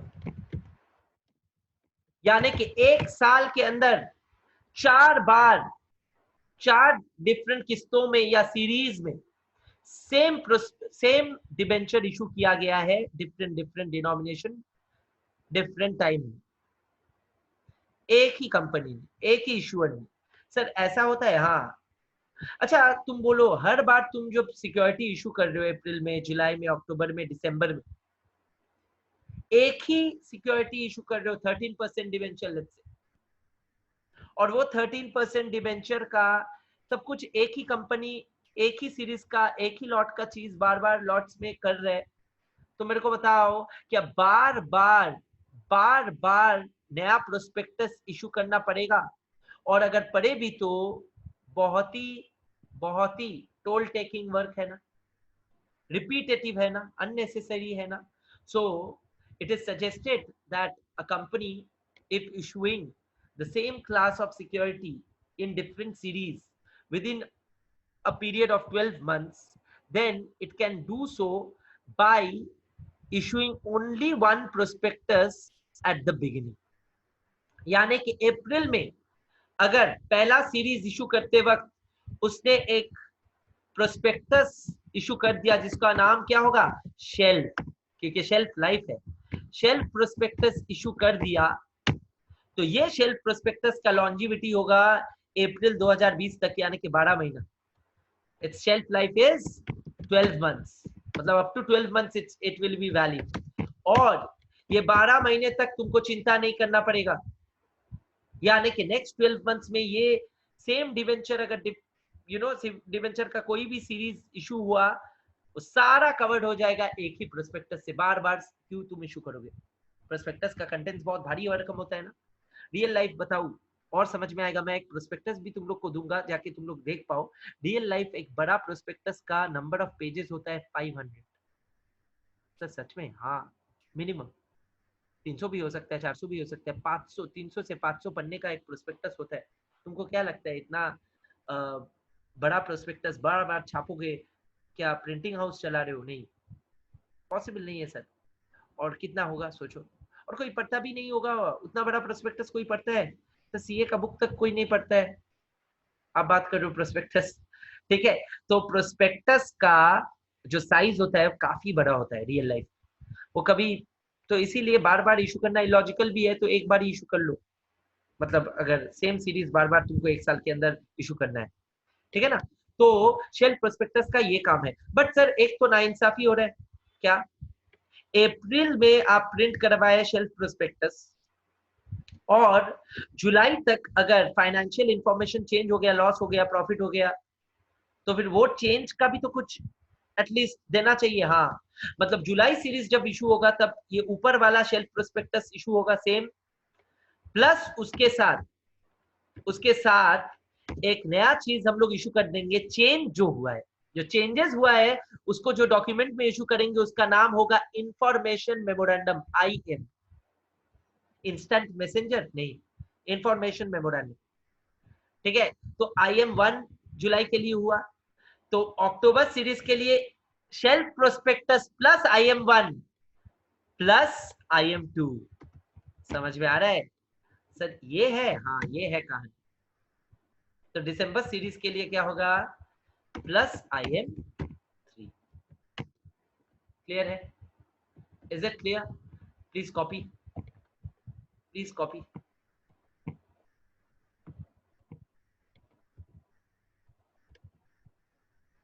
कॉपी कर लिए क्या?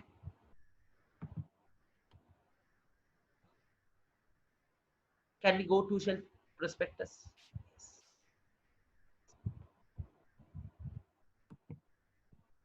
कर लो.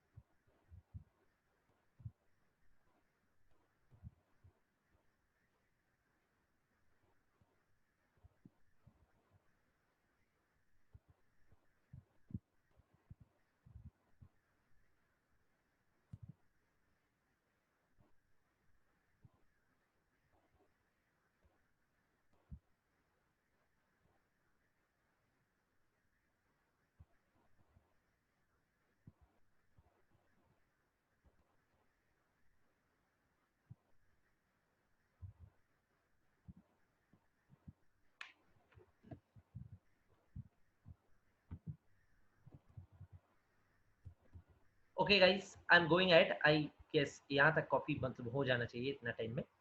ओके, इजी है. एसपी लिखो, IM लिखो, शॉर्ट में लिखो. ओके, नाउ सर ये पढ़ाई है.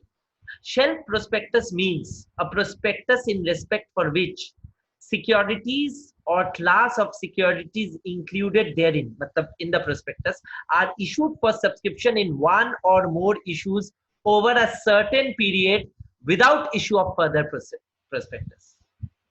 Filing of shelf prospectus with the registrar at the time of every issue तुमको फाइल तो करना पड़ेगा. May file a shelf prospectus with the registrar at the stage at the first offer of securities included therein which shall indicate a period not exceeding 1 year. Sir कहाँ लिखा है? Second para. Not exceeding 1 year मतलब maximum 1 year cover हो सकता है shelf prospectus के जरिए. As the period of validity of such prospectus best before date. Product में बेस्ट बिफोर डेट लिखा रहा है 12 months. Best before shelf prospectus is best before 12 months within which shall commence from the date of the opening of the first offer of securities under that prospectus. And in respect of second or subsequent offer, second, third, fourth, जो भी, of such securities issued during that period, validity of that prospectus, no further prospectus is required. वही है. तो पूरा मैं example से समझा दिया जो वर्डिंग है. Okay, now we will do red herring prospectus. Sir red herring के पहले वो IM वगैरह कहाँ पे लिखा है एक बार पढ़ो. एक बार प्लीज पढ़ लीजिए इसको. Just read it once. Read this slide just once.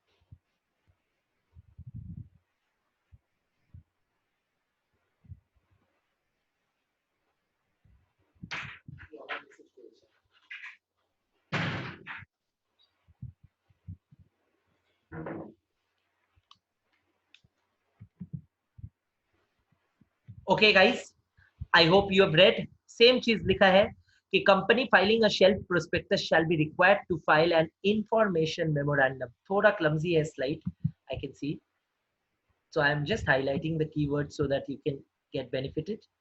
Information memorandum, IM जिसको कहा, and all material facts relating to new charges created. नया चार्जेस का चैप्टर हम लोग किए थे. अच्छा उस दिन मैं भूल गया था, आज दे दूंगा. someone gave me notice, sir charges का कोई पीपीटी मैं नहीं दिया था शायद, तो मैं दे दूंगा. डोंट वरी, आज दे दूंगा आफ्टर क्लास. ठीक है. I'll give you a prospectus, practical real life prospectus. जाके कोई अगर देखना चाहते हो थोड़ा फिडल करके देख सकते हो, प्रैक्टिकल फील आएगा. And I will give you the slide for chapter 6 जो शायद दिया नहीं था. Don't worry.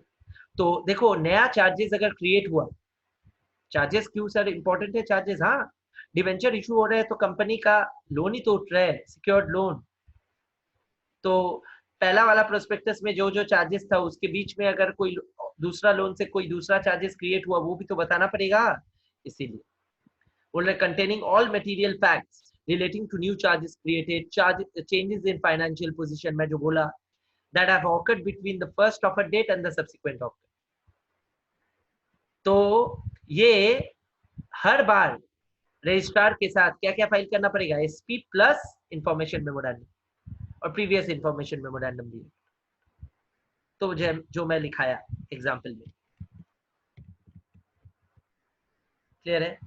Okay sir. उसके बाद फिर क्या बोला?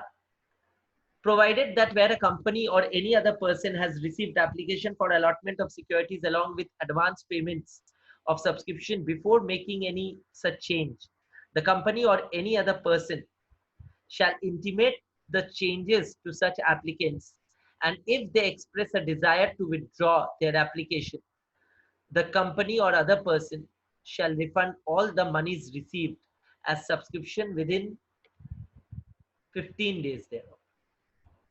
सर इसका मतलब समझ भी नहीं है, बहुत आसान है। बोल रहे कि कंपनी या कोई और व्यक्ति और any other person has received applications for allotment of securities, share application, along with advance payment of subscription before making of any such change. Change के पहले ही सब्सक्रिप्शन आ गया, फिर चेंज कंपनी ने दिया। हो सकता है ना, मैं अप्रैल का सीरीज के लिए सब्सक्राइबर हूं, मैं जुलाई दिसंबर ये सारा दे दिया, ठीक है, तो कंपनी चेंजेस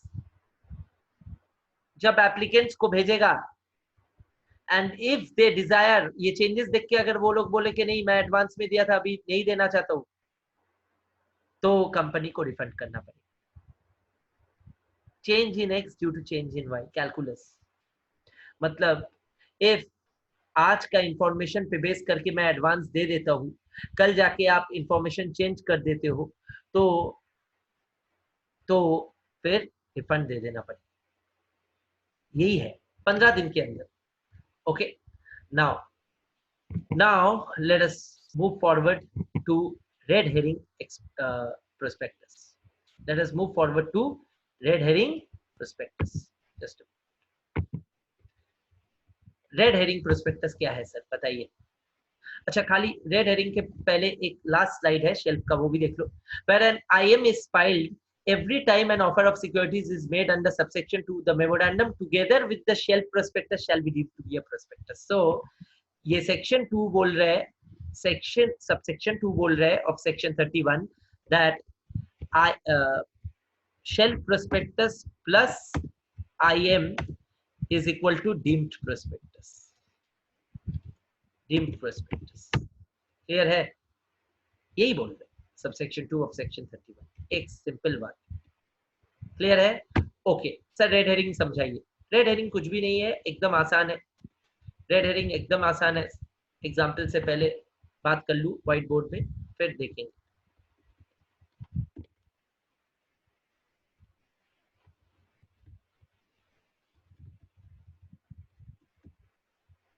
नेक्स्ट क्लास यानी कि वेडनेसडे को ये चैप्टर खत्म हो जाएगा, फ्राइडे को चैप्टर 10 चालू हो जाएगा। सर स्पीड में जा रहा है? हाँ स्पीड ठीक है, डोंट वरी। फ्राइडे वाला class is common for law and audit. Last Friday audit में अनाउंस कर दिया, तुम लोग कभी लॉ क्लास जब स्टार्ट हुआ था लास्ट वीक बोल दिया था, जस्ट रिमाइंडर्स। सो लॉ वाले will come, I mean will have a class twice a week effective, जो मैं बोला था।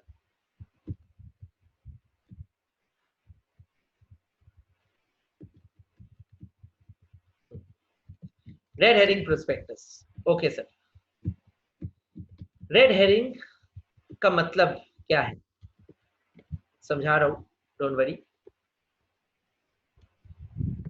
मैं पहले पूरा स्टोरी बताऊंगा जैसे बताता हूं, फिर कनेक्ट करके डॉट्स को प्रेजेंट करूंगा सेक्शन के साथ। सर स्टोरी क्या है? दो तरह से शेयर्स इशू हो सकता है। एक, जहां पे issue price of the share is fixed, और जहां पे issue price of the share is not fixed. Shares can be issued.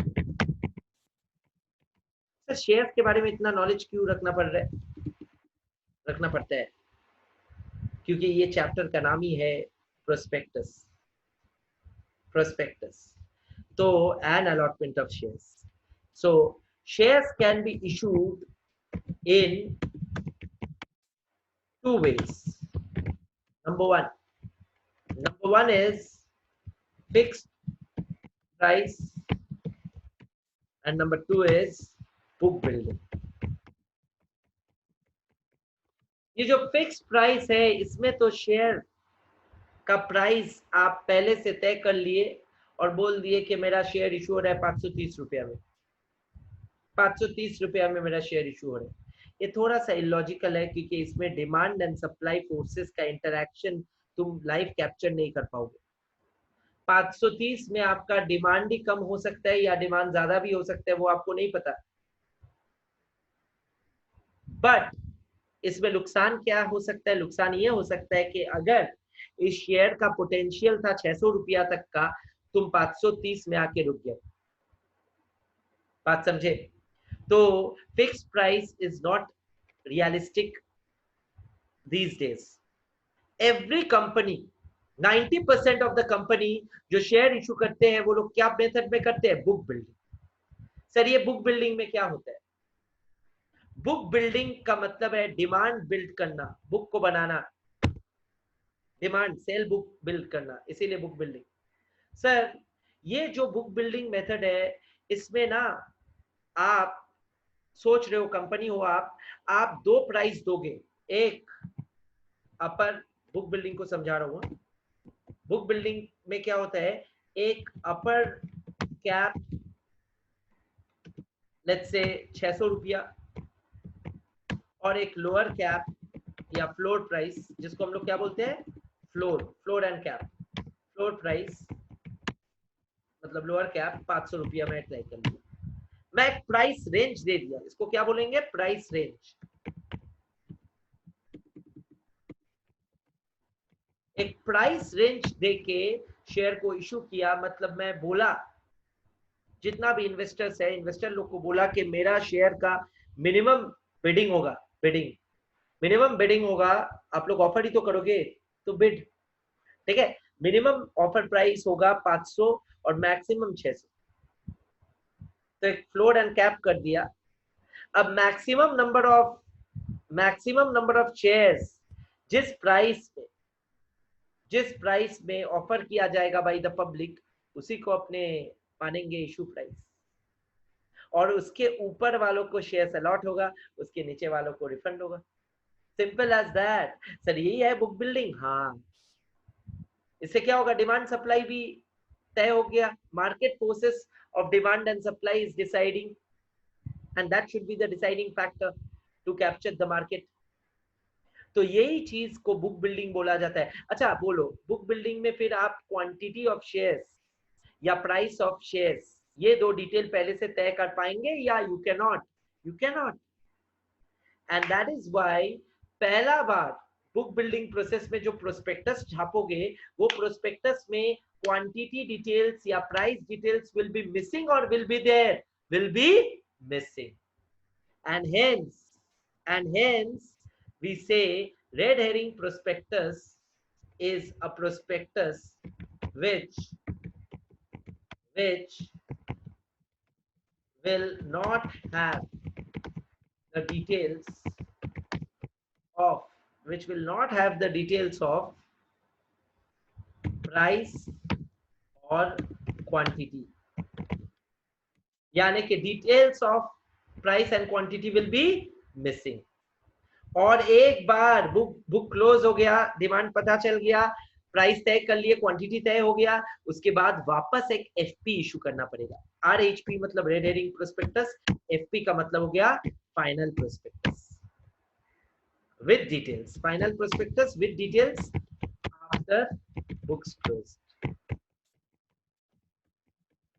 यही तो है। हाँ सर, यही है।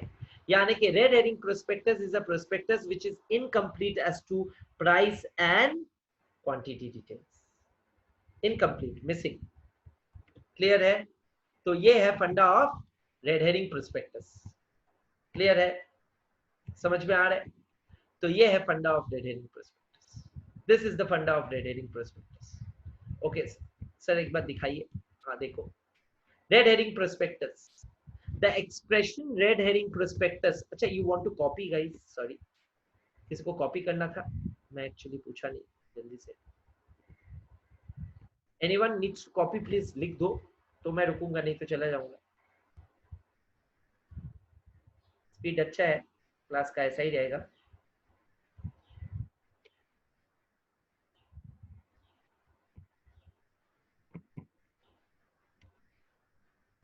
Great guys. सो सर, ये language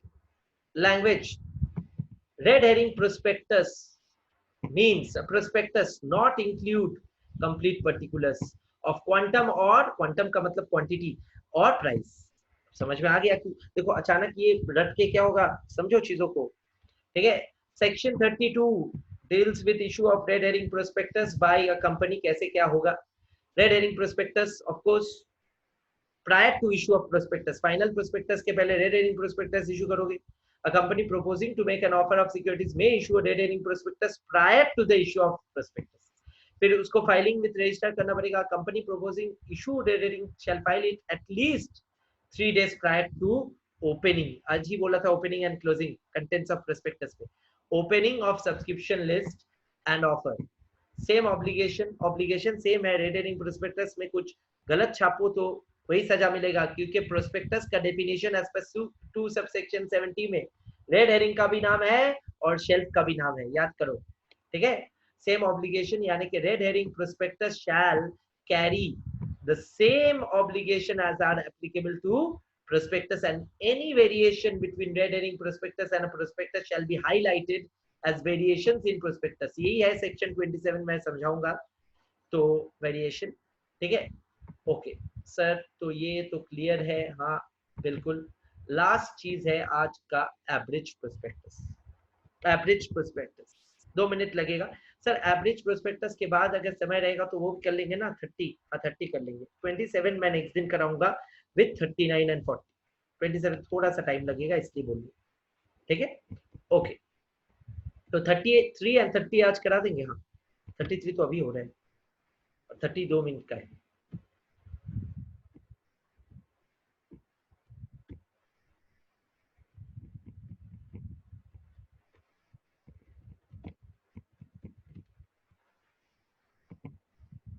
Last is average prospectus. Last is average prospectus। Types of prospectus में आखिरी टाइप है average prospectus। सिर्फ क्या क्या टाइप हम लोग पढ़े? नंबर 1 was deemed prospectus या OFS offer for sale, ठीक है ना। फिर हम लोग पढ़े के shelf prospectus section 31, red herring prospectus section 32, average prospectus section 33। Sir इसका फंडा क्या है? देखो बहुत आसान है। एवरेज का मतलब है इन शॉर्ट। एवरेज का मतलब क्या है? Concise and short. Concise and short. थोड़ा देर पहले, थोड़ा देर बाद मैं एक प्रोस्पेक्टस दूंगा तुम लोग को ग्रुप में अलोंग विद चैप्टर 6, तो चैप्टर 6 का स्लाइड्स। थोड़ा देर पहले मैं जब बोल रहा था प्रोस्पेक्टस का कंटेंट दूंगा, मैं क्या बोला था? प्रोस्पेक्टस बहुत बड़ा होता है या छोटा? बहुत मोटा बुक होता है। हर कंपनी अगर प्रैक्टिकली ये प्रोस्पेक्टस 100 छपाए तो छपाने का कॉस्ट से ही बस लॉस हो जाएगा। प्रैक्टिकली बात कर रहा हूँ।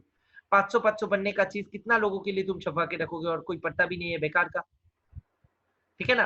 तो प्रोस्पेक्टस रियल लाइफ में हर कंपनी पीडीएफ बना के रख देता है अपना वेबसाइट में, ऑफिशियल वेबसाइट में, और वही उसका हार्ड कॉपी जो जमा होता है आरओसी के साथ होता है। आजकल हार्ड कॉपी ऐसे ही मिनिमाइज होते जा रहा है, मतलब मिनिमल यूज होते जाता है, ठीक है। तो द आइडिया इज प्रोस्पेक्टस इतना बड़ा कोई प्रैक्टिकली पढ़ भी नहीं पाता है, मैं वो भी समझा है। तो प्रोस्पेक्टस कंपनी रख देता है, कोई इन्वेस्टर अगर खुद से मांगे तो उसको दे देता है, बोलता है पढ़। उसको बोलता है 2 कॉपी ले जा, पढ़, एक पढ़ के और एक पढ़ लेना, ठीक है। और रियल लाइफ में ये जो प्रोस्पेक्टस होता है इसको शॉर्ट में बनाया जाता है, जो शेयर एप्लीकेशन फॉर्म के साथ देता है कंपनी। वो इतना शॉर्ट में बनाया जाता है कि एकदम द मोस्ट इंपॉर्टेंट की features and the key important points are only jotted down in those 20-30 pages, जिसको हम लोग बोलते हैं average prospectus। section 33 talks about that only। it says के हर कंपनी रियल प्रोस्पेक्टस अगर ना भी छप पाए बना लेगा, आरओसी के साथ फाइल करेगा, बट छप पाएगा नहीं। छप पाएगा तो क्या छप पाएगा? शॉर्ट में, जिसको हम लोग क्या बोलेंगे? Average prospectus. और शेयर एप्लीकेशन फॉर्म के साथ वो जुड़ा हुआ रहेगा और हर एक इन्वेस्टर के पास वही जाएगा, हर घर पे वही जाएगा। क्लियर है? और जो मांगेगा प्रोस्पेक्टस उसको दे देगा, और प्रोस्पेक्टस का पीडीएफ कॉपी भी वेबसाइट में रहेगा। सर ये सब रियल लाइफ का बात बोल रहे हो? हाँ रियल लाइफ का, ठीक है। तो यही चीज को एक बार पढ़ लेते हैं, देखते हैं क्या लिखा हुआ है। सॉरी, सेक्शन 33 देखो, issue of application form for securities. मैं बोला ना शेयर एप्लीकेशन फॉर्म के साथ ये रहता है। Section 33 deals with average. Average का मतलब ही है short. Abridged prospectus means short or edited prospectus in prescribed manner which accompanies the application form for securities. Most of you have seen physical application form for application of securities with fine prints. Fine prints मतलब छोटा छोटा, fine prints का मतलब होता है छोटा अक्षर एकदम. And wondered who cared to read those fine prints. कौन वो fine prints पढ़ता है इतना छोटा? You are right to the extent HNI investors or institutional investors go minutely through the full prospectus. मैं बता दे रहा हूँ real life. Warren Buffett, if you heard, Warren Buffett का पास टाइम है, वॉरेन बफे का पास टाइम है कंपनी का financial statements पढ़ना, हर कंपनी का एनुअल अकाउंट्स का जो बुक आता है, और ये सारा प्रोस्पेक्टस पढ़ना. इसीलिए उनका मोटा चश्मा है. नहीं, वो नहीं पता, ऐसे बोल लो, ठीक है. बट द आइडिया इज बहुत बड़ा रीडिंग हैबिट होता है, और इन लोग का रीडिंग मतलब टैबलॉइड मैगजीन ये सब नहीं, ठीक है. उन लोग का रीडिंग मतलब हार्ड कोर ये सब prospectus, financial information, financial statements, तभी जाके इन्वेस्टर लोग HNI. तो वही बोला कि पढ़ता है तो कौन पढ़ता है? HNI. उन लोग को दे देता है कंपनी 500 बनने का बुक, ठीक है. However to plug any information gap for small investor, जो लोग पढ़ेगा नहीं, द प्रोविजंस ऑफ एवरेज prospectus are made in the act. Clear है? तो ये है फंडा. सर एवरेज प्रोस्पेक्टस के बारे में थोड़ा बहुत और भी बोला है. हाँ, थोड़ा बहुत ही बोला है. देखो नेक्स्ट चीज शुरू, सेक्शन 39, ठीक है. तो ये स्लाइड करके सेक्शन 30 समझा के आज खत्म करेंगे. 2 मिनट देना. ओके सर, बोलिए. और next class will be on this Wednesday, and उसके बाद फ्राइडे भी आना है लॉ वालों को. Okay. Average prospectus, issue of application form for securities. देखो, नो एप्लीकेशन फॉर परचेज, ये इंपॉर्टेंट है. यानी कि बोल दिया कि एप्लीकेशन फॉर्म के साथ ही एवरेज प्रोस्पेक्टस को देना है, और इसीलिए दिया जाता है. और ये कौन बोला? Section 33 subsection 1. No form of application for purchase of any securities of a company shall be issued unless the form is accompanied by a average prospectus. But exception है. Exception क्या है? Provided the form of application was issued in connection with a bona fide invitation to a person to enter into underwriting agreement. Underwriter को तो actual prospectus दिया होगा, उसको भी क्यों हम average prospectus दे? ठीक है ना. और अगर प्राइवेट प्लेसमेंट कर रहे हो, पब्लिक को प्लेस ही नहीं कर रहे हो, तो भी प्रोस्पेक्टस, एवरेज प्रोस्पेक्टस देके फायदा नहीं. प्राइवेट प्लेसमेंट जिसको करोगे वो सब जान लेगा. तो ये दो एक्सेप्शंस है, इसलिए these two are exceptions, A and B. Copy of the prospectus shall on a request, मैं ये बोल दिया तुम लोग को पहले ही, लिखा हुआ है.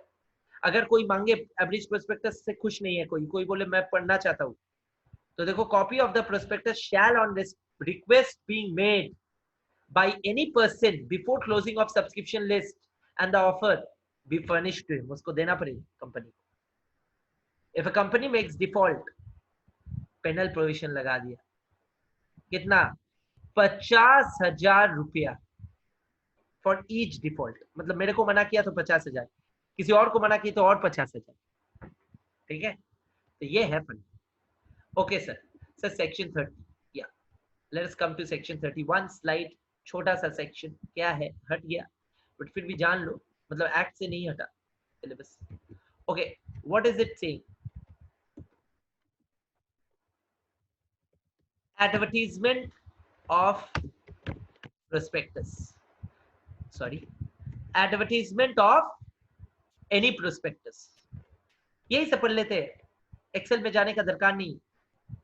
सेक्शन 30 बोल रहे कि अगर आप प्रोस्पेक्टस का एड दे रहे हो कोई भी मैनर में, तो 3 चीज उस एडवर्टाइजमेंट में रहना चाहिए. प्रोस्पेक्टस का कंटेंट सेक्शन 26 बोल रहे हैं प्रोस्पेक्टस का एडवर्टाइजमेंट अगर कर रहे हो तो उस एडवर्टाइजमेंट में 3 चीज रहना चाहिए. समझ में आया? बोला contents of the memorandum as regards company का ऑब्जेक्ट क्या है, लायबिलिटी क्या है, शेयर कैपिटल क्या है. तो 3 चीज मेमोरेंडम का रहना पड़ेगा, ऑब्जेक्ट, लायबिलिटी, कैपिटल. मेमोरेंडम में टोटल 7 क्लॉजेस रहते हैं, उस 3 क्लॉजेस को डालना पड़ेगा उसमें से. फिर बोला नेम्स ऑफ सिग्नेटरीज, वो भी तो 4th क्लॉज ऑफ मेमोरेंडम ही है, और एक clause names of signatories, subscribers, and capital structure. Capital structure यानी कि कितना इक्विटी है, कितना प्रेफरेंस शेयर्स है, कितना डिवेंचर है. चाहिए, यही बोला, एकदम आसान है, बोला था। Okay, that concludes today's class. We have finished 10 minutes earlier only. Thank you for attending today's class. If there's any query, I'm there. You guys can stay back and ask me the queries. I'm just stopping the recording.